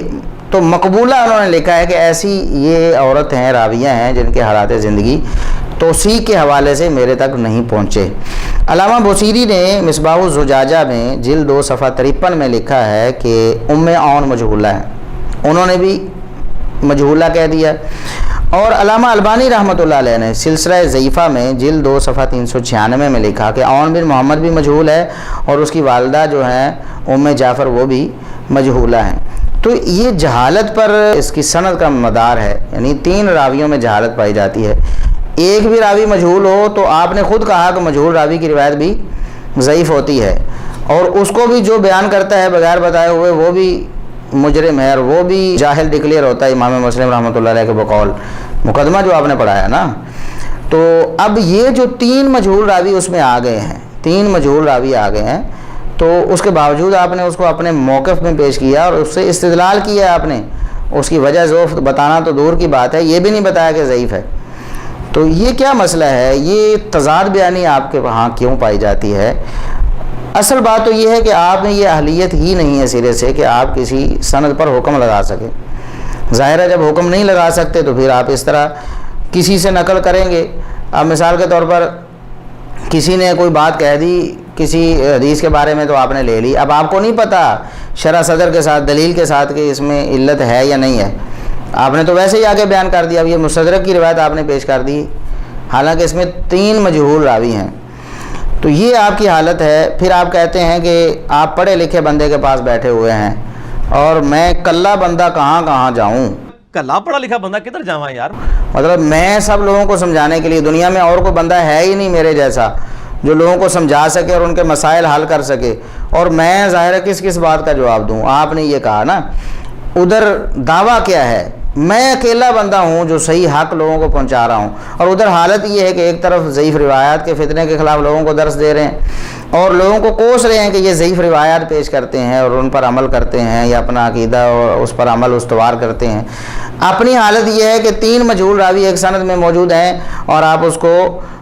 استدلال کے ساتھ پیش کر رہے ہیں. اور صرف یہی نہیں, یہ کئی مواقع پر آپ نے اور بھی کیا ہے. یہ میں آپ کو ایک اور مثال دیتا ہوں آپ کی. یہ اسی آپ کی مجلس نمبر 10 میں ایک روایت آپ نے پیش کی کہ قرآن اور علی ایک ساتھ رہیں گے ہمیشہ. یہ روایت آپ نے مستدرک حاکم کے حوالے سے اپنے یہ پمفلٹ میں بھی پیش کی ہوئی ہے, جو واقعہ کربلا کا حقیقی پس منظر 72 صحیح الاسناد اور 200 روایات جو آپ نے کہا نا, ضعیف الاسناد روایات سے محفوظ, یہ الفاظ آپ نے سارے ورق پہ لکھے ہوئے ہیں. اسی میں آپ نے ایک اور روایت پیش کی ہے کہ قرآن اور علی ایک ساتھ رہیں گے. قرآن اور علی ایک ساتھ رہیں گے. مستدرک حاکم 4628 نمبر. یہ آپ اپنا پمفلٹ کھول کے دیکھ لیں, اگر آپ کو اعتبار نہیں تو اس میں آپ کو یہ روایت مل جائے گی. اور خود آپ نے اسی اپنے علمی تحقیقی مجلس جس کا نام آپ نے رکھا ہے 10 نمبر, اس میں آپ نے یہ پمفلٹ آپ نے لہرا کر دکھایا کہ یہ پمفلٹ میں موجود ہے کہ علی اور قرآن ایک ساتھ رہیں گے. تو یہ روایت ضعیف ہے. یہ روایت کیا ہے, ضعیف ہے. اور اس میں ذوف تھوڑا بہت نہیں ہے مرزا صاحب, تدلیس تو چھوٹا ذوف ہے, جہالت کسی راوی کی چھوٹا ذوف ہے. اس میں تو بہت بڑا ذوف ہے. وہ کیسے, ابو سعید التمیمی راوی ہے اس میں ایک. یہ المستدرک للحاکم کی روایت ہے 4628 نمبر, جو آپ نے درج کی ہوئی اپنے پمفلٹ پہ. وہ سکین ہم انشاءاللہ اپنے ادھر سکرین پہ دکھا دیں گے لوگوں کو. تو اس میں ابو سعید التمیمی راوی ہے. امام دارقطنی رحمۃ اللہ علیہ فرماتے ہیں متروک ہے یہ راوی. متروک, سخت جرح ہے, سخت جرح. اور یہ جرح راوی کے حافظے پہ نہیں ہے, یہ سند کے اتصال وغیرہ سے تعلق نہیں رکھتی, راوی کے کردار پہ جرح. یہ راوی کا کردار ایسا ہے کہ اس کو چھوڑ دیا گیا, اس کی حدیث نہیں لی جاتی. متروک راوی ہے. امام ابن معین فرماتے ہیں لیس بشیء شر من رشید الحجری. وہ فرماتے ہیں کہ یہ کچھ بھی نہیں, کسی کام کا راوی نہیں ہے, یہ تو رشید الحجری سے بھی برا ہے. اور رشید الحجری کے بارے میں, ان کے بارے میں کہ سیء المذہب, برا مذہب والا بندہ تھا. تو امام ابن معین فرماتے ہیں کہ یہ رشید الحجری جو سیء المذہب ہے, برے مذہب والا, یہ اس سے بھی برا ہے. اسی طرح امام ابن عدی فرماتے ہیں لیس لہ روایت یعتمد علیہا عن الصحابہ. صحابہ کرام سے اس کی کوئی قابل اعتماد روایت نہیں, اس کی ساری روایتیں ناقابل اعتماد ہیں, کوئی ایک روایت بھی اس کی قابل اعتماد نہیں ہے. اور علامہ جوزجانی نے لکھا غیر و ثقۃ نہیں, یہ ثقہ نہیں. اس کے علاوہ اور بھی اس پر جروحات ہیں. تو یہ متروک راوی ابو سعید التمیمی, آپ کو نظر نہیں ہے, آپ کو پتہ نہیں چلا کہ یہ دین میں فتنہ ہے. ایسی روایتیں جن کے راوی متروک ہوتے ہیں, سخت ضعیف ہوتی ہیں. اور صرف یہی ایک اس میں مسئلہ نہیں ہے, دوسرا مسئلہ اس میں کیا ہے کہ ابو ثابت مولا ابی ذر اس میں مجہول بھی ہے. اکیلی یہی علت بھی اس کی روایت کے ضعیف ہونے کے لیے کافی تھی کہ ابو ثابت مولا ابی ذر اس میں مجہول ہے, اور اس میں ساتھ متروک راوی بھی ہے. 2 وجہ ذوف ہیں, اور ایک تو سخت ترین وجہ ذوف ہے نا متروک والی. تو پھر بھی آپ نے اس کو اپنے پمفلٹ میں لکھا اور لوگوں کو علم بنا کر پیش کیا. یہ آپ کی حالت ہے مرزا صاحب. اور آپ کا دعویٰ یہ ہے کہ میں لوگوں کو بتاتا ہوں کہ ضعیف روایت فتنہ ہے, ضعیف روایت کے خلاف میں جناب لیکچر دیتا ہوں, میں نے صحیح مسلم کا مقدمہ پڑھایا ہوا ہے. تو آپ خود صحیح مسلم کے مقدمے کو اچھی طرح ازبر کیوں نہیں کر لیتے, اور ہر موقع پر آپ اس سے کام کیوں نہیں لیتے؟ اسی طرح مرزا صاحب آپ قرآن کریم بھی غلط پڑھتے ہیں, بہت سارے موقعوں پر غلطیاں آپ کی واضح ہیں. آپ نے اسی مجلس نمبر 10 میں یہ آیت پڑھی کہ کانا یاکلان الطعام, کانا یاکلان الطعام, دونوں کھانا کھانے کے محتاج تھے. اصل میں تھا کانا یاکلان الطعام, عیسیٰ علیہ السلام اور ان کی والدہ. کانا تثنیہ کا صیغہ ہے, اور یہ ہمارے جو پہلی کلاس کے طالب علم انہیں بھی پتہ ہوتا ہے کہ کانا کا مطلب ہے ایک اور کانا دو، ٹھیک ہے، وہ ایک وہ دو، کانا یاکلان الطعام، وہ دونوں، کانا وہ دونوں کھانا کھاتے ہیں۔ تو اللہ تبارک و تعالیٰ نے یعنی گمراہوں کا، عیسائیوں کا رد کیا جو ان کے بارے میں غلو مبتلا ہیں، فرمایا کانا یاکلان الطعام، وہ دونوں کھانا کھایا کرتے تھے، تو الہ کیسے ہو گئے؟ تو مرزا صاحب نے پڑھا کانا یاکلان الطعام، یہ آپ کی غلطی ہے۔ یہ ہم کوئی آپ کو اس حوالے سے کریٹیسائز نہیں کر رہے کہ آپ قرآن، غلطی ہو سکتی کسی سے بھی پڑھنے سے، کوئی بندہ بھی غلط پڑھ سکتا ہے قرآن کریم، غلطی ہو جاتی ہے، لاشعوری طور پر جان بوجھ کے تو نہیں کی آپ نے بھی، لیکن مسئلہ یہ ہے کہ آپ کہتے ہیں کہ مجھے اتنی عربی آتی ہے کہ قرآن کریم کا ترجمہ مین وان کر سکتا ہوں۔ میں نے اس سے عربی سیکھی، پھر قرآن پاک میں الحمدللہ، آپ قرآن پاک کہیں سے بھی کھولیں میں آپ کو ترجمہ کر کے بتا دوں گا، میں اس کی باریکیاں نہ بتا سکوں لیکن ترجمہ بالکل منوان کر کے آپ کو بتا دوں گا۔ عربی ان سے آپ نے پڑھی؟ جی عربی میں نے اسے پڑھی، میں نے بیسک عربی اتنی ضرور سیکھ لی کہ میں قرآن پاک کا ترجمہ کر سکوں۔ جب مرزا صاحب آپ مین وان ترجمہ کر سکتے ہیں تو پھر کانا کا ترجمہ تو اور ہے اور کانا کا اور ہے، اور آپ ترجمہ کانا کا کر رہے ہیں اور لفظ کانا پڑھ رہے ہیں، اس کا مطلب ہے کہ آپ کو عربی زبان نہیں آتی ہے، آپ ترجمہ صحیح نہیں کر سکتے ہیں، ورنہ آپ کانا یاکلان الطعام پڑھتے۔ اسی طرح دوسری آیت قل فمن یملک من اللہ شیئا ان اراد ان یہلک المسیح ابن مریم وامہ ہونا چاہیے تھا، وامہ قرآن کریم میں، تو آپ نے پڑھا وامہ۔ قل فمن یملک من اللہ شیئا ان اراد ان یہلک المسیح ابن مریم، اگر اللہ ہلاک کر دے عیسیٰ ابن مریم کو، وامہ اس کی ماں کو بھی ہلاک کر دے۔ اگر آپ کو عربی زبان آتی ہوتی تو اگر قرآن کریم میں زبریں زیریں نہ بھی لگی ہوتی تو آپ اس کو صحیح پڑھتے، اب تو آپ نے اوپر دیکھ کے بھی غلط پڑھ دیا نا۔ اگر عربی زبان آتی ہوتی، جس کو بھی عربی زبان آتی ہے وہ آٹومیٹکلی اس پہ وَأُمَّهُ یعنی میم پہ زبر ہی پڑے گا، کیونکہ عربی قواعد کے اعتبار سے وَأُمُّهُ ویسے ہی غلط ہے۔ یہ تو یعنی بالکل ایک عام سی بات ہے عربی جاننے والوں کے لیے، پہلی کلاس کے بچے بھی اس کو وَأُمَّهُ ہی پڑھیں گے، کیونکہ یہ عربی قواعد کے لحاظ سے وَأُمَّهُ ہی پڑھا جائے گا، تو آپ نے اس کو بھی غلط پڑھا۔ اسی طرح حدیث آپ ایک بیان کر رہے تھے، ان احق ما اخذتم علیہ اجرا کتاب اللہ، صحیح بخاری کی حدیث ہے، جب قرآن پر اجرت لی صحابہ کرام نے تو آپ نے فرمایا کہ سب سے بہترین اجرت جو ہے وہ کتاب اللہ کی اجرت۔ اس حوالے سے بھی آپ کی تضاد بیانیاں ہم انشاءاللہ ایک اسپیشل کلپ میں پیش کریں گے کہ آپ کا پہلے کیا موقف تھا، بعد میں کیا تھا اور اب کیا موقف ہے، بدلتے رہیں آپ کے موقف اور تضاد بیانیوں سے آپ کام لیتے رہے، یہ دینی امور پر اجرت کے حوالے سے یا قرآن کریم کی تعلیم وغیرہ پر اجرت کے حوالے سے۔ تو بہرحال وہاں آپ نے پڑھا ان احق ما اخذتم علیہ اجرا کتاب اللہ، ان احق ما اخذتم علیہ اجرا کتاب اللہ۔ حالانکہ انا جو ہے یہ ہماری پہلی کلاس کے بچوں کو پتہ ہوتا ہے، پہلی کلاس جو مدرسے میں ہوتی ہے، ویسے تو آپ مدارس کے بڑے خلاف ہے، اسی لیے خلاف ہے نا کہ میں نے پہلے بھی بتایا تھا الناس اعداء لما یجہلون، لوگ جس چیز سے جاہل ہوتے ہیں اس کے دشمن ہوتے ہیں۔ ظاہر ہے آپ عربی زبان سے جاہل ہیں تو عربی زبان سکھانے والے جو مدارس ہیں آپ کو پسند نہیں آئیں گے کبھی بھی۔ آپ قرآن و حدیث کے صحیح فہم سے آپ جاہل ہیں تو آپ کو قرآن و حدیث صحیح فہم سکھانے والے جو مدارس ہیں آپ کو قطعاً پسند نہیں آئیں گے۔ ظاہر ہے کہ وہاں سے تو جو لوگ نکلتے ہیں آپ کی غلطیاں پکڑتے ہیں۔ ہم الحمدللہ مدارس سے پڑھ کر یہاں بیٹھے اور آپ کا رد کر رہے ہیں، ویسے تو الحمدللہ ہم نے اسکول بھی پڑھا ہے، پی ایچ ڈی الحمدللہ کی ہوئی ہے، لیکن یہ جو فہم ہمیں حاصل ہوا ہے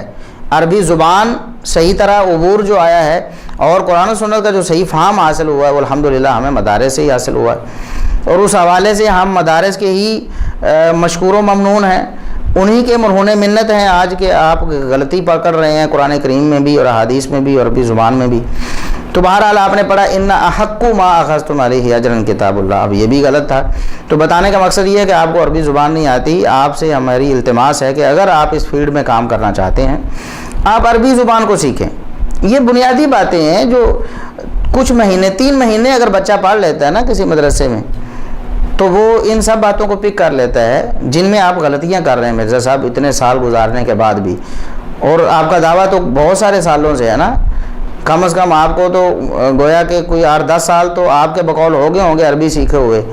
جس کے مطابق آپ کہتے ہیں کہ عربی مجھے اتنی آتی ہے کہ میں قرآن کریم کا ترجمہ مین وان بالکل صحیح کر سکتا ہوں، جہاں سے مرضی سن کے دیکھ لیں۔ تو ابھی تو ہم نے سنا نہیں، آپ نے جو خود پڑھا ہے اور سنایا ہے اسی کی بات ہم کر رہے ہیں۔ ہم اگر سنیں گے تو پھر کیا ہوگا یہ آپ بھی جانتے ہیں اور باقی لوگ بھی جانتے ہیں۔ تو پھر ترجمہ قرآن کریم کا بھی آپ غلط کرتے ہیں۔ پہلے بھی ہم 2 دفعہ ہمارے کلپ جو ریکارڈڈ موجود ہیں کہ ترجمہ آپ غلط کرتے پائے گئے ہیں، اور قرآن کریم کا ترجمہ آپ نے لغت کے اعتبار سے بھی اور ویسے بھی غلط کیا ہے، یعنی عربی قواعد کے اعتبار سے بھی آپ کا ترجمہ غلط تھا،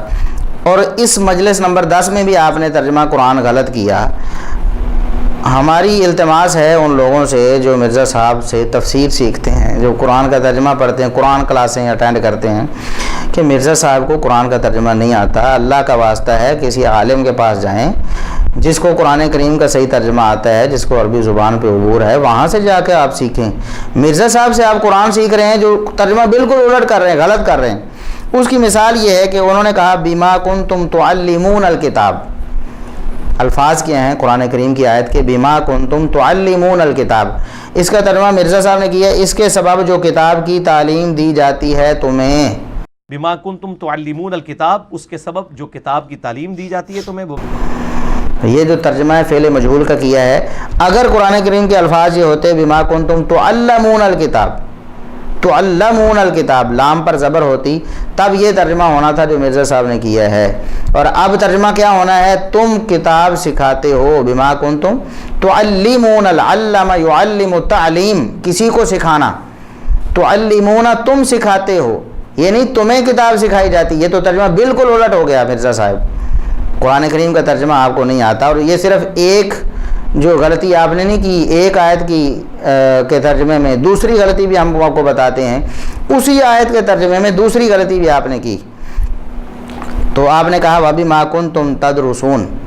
وَبِمَا كُنْتُمْ تَدْرُسُونَ کا ترجمہ آپ نے کیا، اور اس کے سبب جو تم پڑھاتے ہو، وَبِمَا كُنْتُمْ تَدْرُسُونَ، اور اس کے سبب کہ جو تم پڑھاتے ہو، اس کے سبب جو تم پڑھاتے ہو۔ حالانکہ دارسا یدرسو کا معنی پڑھنا ہوتا ہے، پڑھانے کے لیے تو درسا یدرس ہوتا ہے، جس کا مصدر تدریس آتا ہے، تدریس کرنا، پڑھانا۔ دارسا یدرسو، درسن کا معنی تو پڑھنا ہوتا ہے نا، دارسا یدرسو جو تم پڑھتے ہو، تدرسون اس کے سبب جو تم پڑھتے ہو،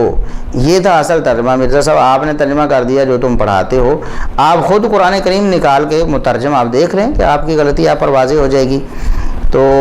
امید ہے کہ آپ اپنی غلطی سے رجوع کریں گے اللہ اعلان کے، دیکھیں میں نے ترجمہ قرآن غلط کر دیا تھا، اب میں صحیح کر رہا ہوں۔ لیکن ابھی تک آپ نے نہیں کیا، پہلے بھی 2 دفعہ ہم پیش کر چکے ہیں ترجمہ قرآن کی غلطی، باقی جو موقف آپ کے غلط ہیں، جہاں جہاں آپ کی غلطیاں ہم نے واضح کی، وہ ساری کی ساری اسی طرح پڑی ہوئی ہیں۔ حق گوئی اور حق پرستی کا تقاضا یہ ہے مرزا صاحب، جو غلطی ہے اس کو اللہ اعلان بیان کر دیں۔ پھر آپ کا یہ دعویٰ غلط ہے کہ میں حق پرست ہوں، جناب اعلانیہ رجوع کروں گا، کرتا ہوں، یہ ساری باتیں تو بالکل غلط ثابت ہو گئی ہیں۔ ابھی تک جو تقریباً ہمارے جو 70 سے زیادہ شارٹ کلپس ہو گئے ہیں، اور ان میں سے کوئی کم از کم کوئی 40 کے قریب تو ہوں گے جن سے ہم نے براہ راست آپ سے سوال کیے ہیں، اور آپ کو بتایا ہے مرزا صاحب یہ آپ کی غلطی دیکھیں کتنی واضح ہے، یہاں آپ نے جھوٹ بولا، یہاں آپ نے خیانت کر دی، چلو لاشعوری طور پر کی ہوگی، حسن ظن کا تقاضا یہی کر لیں کہ آپ نے جان بوجھ کر نہیں کی ہوگی، کسی رافضی سے ترجمہ کروا لیا ہوگا اور وہ غلط ہو گیا ہوگا، تو دشمن صحابہ سے کروا لیا ہوگا، اور کسی صحابی کا نام ڈال دیا، کسی صحابی کے بارے میں بری بات شامل کر دی ترجمے میں، اور کسی ترجمہ بالکل الٹ کر دیا، وہ سارا کا سارا لاشعوری تو آپ نے کیا ہوگا۔ لیکن یہ حق پرستی کا تقاضا تو یہ ہے نا کہ آپ اپنی غلطی پر اعلانیہ رجوع کر لیں، لوگوں کو بتائیں میری غلطی تھی اور میں اس کو چھوڑ رہا ہوں۔ اب قرآن کریم کا ترجمہ ہی 3 دفعہ تو ہم پیش کر چکے ہیں، 3 موقعوں میں 4 دفعہ آپ نے قرآن کریم کا ترجمہ غلط کیا۔ اس آیت میں آپ نے 2 جگہ قرآن کریم کا ترجمہ غلط کیا ہے، تعلمون کا ترجمہ بھی غلط کیا ہے اور تدرسون کا ترجمہ بھی غلط کیا ہے۔ آپ اپنے اس دعوے سے بالکل دستبردار ہو جائیں کہ مجھے اتنی عربی آتی ہے کہ میں قرآن کریم کا ترجمہ کر سکتا ہوں، من و عن، یہ آپ کا دعویٰ ہے، بالکل غلط دعویٰ ہے۔ آپ کہتے ہیں کہ میرے مقابلے میں اگر کوئی مولوی لانچ کرنا ہے تو پہلے اسے انجینئرنگ کرواؤ، مولوی میرا مقابلہ نہیں کر سکتا۔ میرے مقابلے کو مولوی لانچ کرنا چاہنا انہوں پہلے انجینئرنگ کراؤ، مولوی نہیں مقابلہ کر سکتا۔ یعنی آپ سے مقابلہ کروانا ہے تو انجینئرنگ کرواؤ۔ بھئی ہمارے پاس انجینئر بھی ایسے موجود ہیں جو آپ سے بات کرنے کے لیے تیار ہیں، لیکن ہم کہتے یہ ہیں کہ انجینئرنگ کی شرط کیوں ہے؟ مقابلہ تو کروانا ہے علوم شریعت میں، قرآن میں، حدیث میں، اور ان کی سمجھ میں، عربی زبان کو پڑھنے پڑھانے میں، تو اس کے لیے انجینئرنگ کی کیا ضرورت ہے مرزا صاحب؟ اسے انجینئرنگ کیوں کروائیں ہم آپ کے مقابلے کے لیے؟ ہم تو کہتے ہیں ہم بیٹھے ہیں، ہم تیار ہیں اللہ کے فضل و کرم سے۔ میں الحمدللہ PhD ہوں شعبہ اسلامیات میں، اسلامیات، قرآن، حدیث، عربی زبان، فقہ، سارے معاملات، تو ان میں نے پی ایچ ڈی کی ہوئی ہے، تو آپ میرے ساتھ بات کر لیں، مقابلہ نہیں، مناظرہ نہیں، ٹیبل ٹاک کر لیں۔ پہلے بھی آپ کو ہم یہ آفر کر چکے ہیں، ہمارے ہاں تشریف لے آئیں، 100 بسم اللہ، ہم آپ کو عزت دیں گے، آپ کی تکریم کریں گے جو ایک مہمان کو دی جاتی ہے، آپ کو کھانا کھلائیں گے، آپ کی دعوت کریں گے، اور آن دی کیمرہ بات کریں گے بیٹھ کے اچھے ماحول میں۔ اور اگر آپ کہتے ہیں جی یہ جو مولوی جو ہوتے ہیں یہ جی وہ لڑائی کرتے ہیں، جو لڑائی کریں گے تو سارے لوگوں کو پتہ چل جائے گا نا کہ لڑائی کون کر رہا ہے، آپ کرتے ہیں یا ہم کرتے ہیں، چلو وہ بھی جھوٹا ثابت ہو جائے گا جو لڑائی کرے گا۔ یا پھر آپ ہمیں دعوت دے دیں کہ میرے پاس آپ آ جائیں، ہم حاضر ہونے کے لیے تیار ہیں، آپ کے ساتھ بیٹھ کر ہم اسی طرح آن دی کیمرہ ٹیبل ٹاک کریں گے، ہم آنے کے لیے بھی تیار ہیں۔ تو یہ شرط لگانا کہ انجینئر لاؤ، اس کا مطلب یہ ہے کہ اسے قرآن و حدیث نہیں آتا ہونا چاہیے، اگر آتا ہوا تو ظاہر ہے وہ آپ کی غلطی پکڑ لے گا، اس لیے انجینئر کی شرط لگا رہے ہیں آپ۔ تو انجینئرنگ کیوں ضروری ہے؟ آپ سے مقابلے کے لیے یا آپ سے بات چیت کرنے کے لیے آپ کہیں کہ قرآن حدیث اسے آتا ہو، عربی زبان آتی ہو، میرے ساتھ مقابلہ کرے، کیونکہ ہماری بات تو عربی زبان کے حوالے سے ہے اور قرآن و حدیث کی زبان عربی ہے، قرآن و حدیث کے فہم کے حوالے سے، سلف صالحین کے فتاویٰ کے حوالے سے، اہل سنت کے عقیدے کے حوالے سے ہم مطالبہ کریں کہ جس کو اہل سنت کا عقیدہ آتا ہے، جس کو قرآن حدیث آتے ہیں، وہ میرے ساتھ بات کرے۔ اس طرح کی کوئی شرط لگا لیں آپ، جس کو قرآن زیادہ یاد ہے وہ میرے ساتھ بات کرے، جس کو حدیثیں زیادہ آتی ہیں وہ میرے ساتھ بات کرے، جس کو سند متن کا زیادہ علم ہے وہ میرے ساتھ بات کرے، جس کو عربی زبان پر زیادہ عبور ہے وہ میرے ساتھ بات کرے۔ یہ ہوئی نا بات، یہ شرط لگانا۔ اب کوئی کہے کہ جی اگر آپ نے ڈاکٹری کے شعبے میں میرے ساتھ بات کرنی ہے تو آپ جناب پہلے انجینئرنگ کر کے آؤ، تو بیوقوفی ہے نا، اس کو تو بیوقوفی کہتے ہیں، عقل مندی تو نہیں کہتے۔ تو یہ آپ کی حالت ہے کہ آپ بات کرنے کے لیے آپ کہہ رہے ہیں کہ مجھے انجینئر چاہیے جس سے میں بات کروں۔ ظاہر ہے انجینئر ہوگا تو وہ عربی زبان سے عموماً نابلد ہوتے ہیں کیونکہ ان کا اپنا شعبہ ہے، اور یہ عربی زبان اور قرآن حدیث یہ ایک الگ شعبہ ہے۔ ہر بندہ اپنے شعبے میں محنت کرتا ہے اور اپنے شعبے میں ہی راسخ ہوتا ہے، دوسرے شعبے میں تو ٹانگ اڑانے والی بات ہوتی ہے، جس طرح آپ اڑائے کھڑے ہیں۔ آپ کو چاہیے کہ آپ علماء حق کی رہنمائی حاصل کریں، ان سے پوچھیں، ان سے علم حاصل کریں اور آگے پھیلائیں۔ آپ نے پھیلانا ہے تو کوئی حرج نہیں، ہم یہ نہیں کہتے کہ آپ درس نہیں دے سکتے، لیکن سارے علماء حق ایک طرف ہیں اور آپ دوسری طرف ہیں، اس حوالے سے ظاہر آپ یقیناً غلط ہیں۔ جن کا فن ہے، جو اس فن میں طاق ہیں، وہ تو یہ بات کہہ ہی نہیں رہے اور آپ ایک بات کہہ رہے ہیں۔ ترجمہ جنہیں آتا ہے عربی وہ اور کر رہے ہیں اور آپ اور کر رہے ہیں،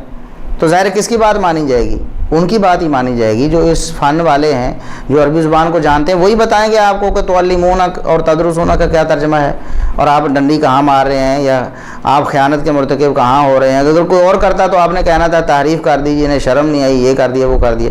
ہم یہ نہیں کہتے، ہم پھر بھی آپ کو شک کا فائدہ دیتے ہیں کہ آپ نے جان بوجھ کر نہیں کیا، آپ کو علم ہی نہیں، آپ کو عربی زبان ہی نہیں آتی، آپ معذور ہیں اس حوالے سے، آپ کا عذر ہے، لیکن اس عذر کو دور کرنا بھی آپ کی ذمہ داری ہے نا۔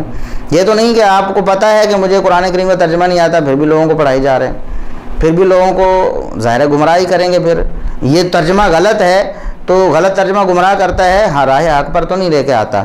تو یہ ہماری کچھ گزارشات تھیں آپ کے سامنے، انشاءاللہ باقی گزارشات کے ساتھ ہم پھر حاضر ہوں گے۔ اللہ تبارک و تعالی ہمیں قرآن و سنت کو صحیح طور پر سمجھ کر اس پر صحیح عمل کرنے کی توفیق عطا فرمائے۔ وآخر دعوانا الحمدللہ رب العالمین۔